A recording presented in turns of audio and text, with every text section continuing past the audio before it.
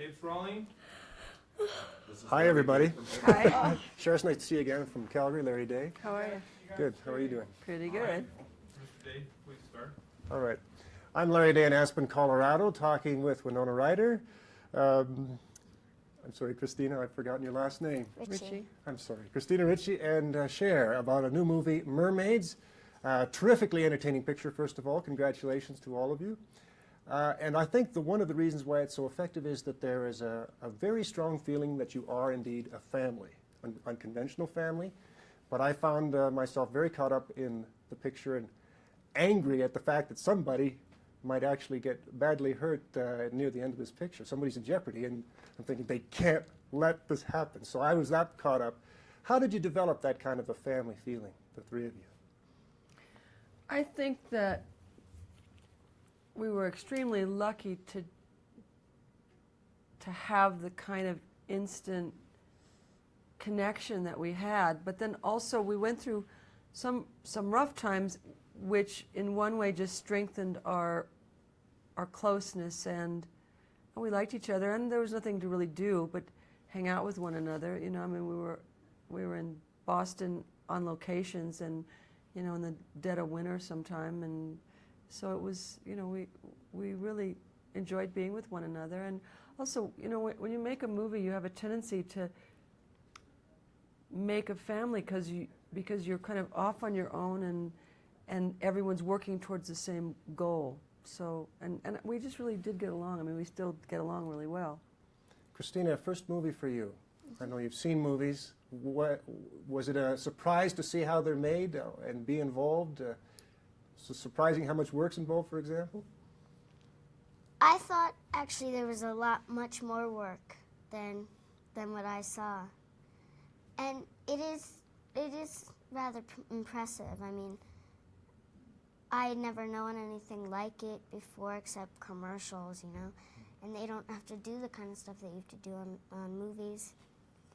And were you intimidated or frightened at all first day walking in with big movie stars that you're going to be working with?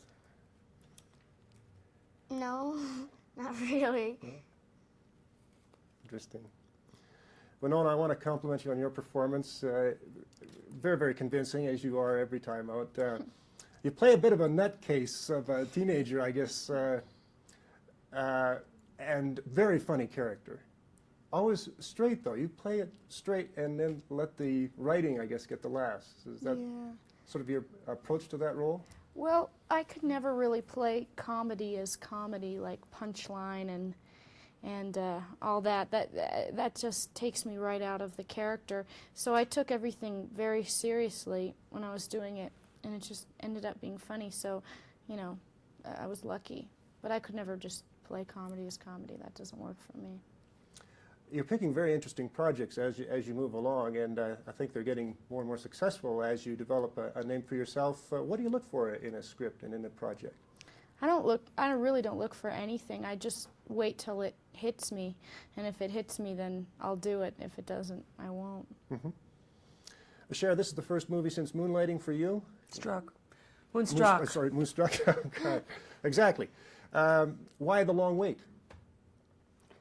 Well, I guess basically because it was the first thing that I read that I wanted to do. Why? Why did you want to do it? It seems like a very simple thing. I mean, as Noni said, you start to read something and you either like it and feel, oh, I know that character, I could do a good job of it, oh, I like that story, or you go after 30 pages, you know, where's the trash can? And I've never had any in-between emotion on it. You either, you know, it's like you pick up something and you either get caught up into it, and all of a sudden you're not reading it like, is this going to be a job? You're reading it like, oh, this is a wonderful thing that's starting to take you away. Like movies, you know, you go to a movie and sometimes you're not caught up in it, so you start to look at its seams. And reading a script, you know, you either get carried away, and at the end you go, oh God, I do this for nothing, or I couldn't care less. Now, do you ever say that really? I do this for nothing? Well, I haven't lately, but I remember putting, oh, this was horrible, because it kind of almost ended up like that. After I read Mask, which was kind of a script that impressed me more than any other script I've ever read, I put on my answering machine, I've just read the best script I've ever read, and I would do it for nothing. And of course, the producer called and knew that it was Mask, so I did almost do it for nothing. Let me ask you quickly about Oscar night. We're doing a special on the Academy Awards, and what was the feeling like for you? Oh, God, it's like something between your first date and having stomach flu. It's like you just don't. I have to tell you something. When Paul Newman was reading the cards, I went deaf.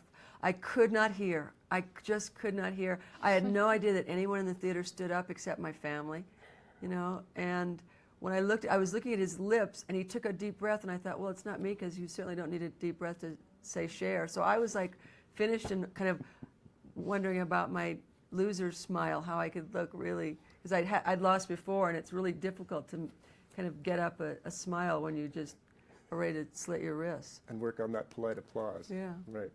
Cher, Christine, Winona, thanks very much for today. Best of luck with Mermaids. Thank you. Thank you.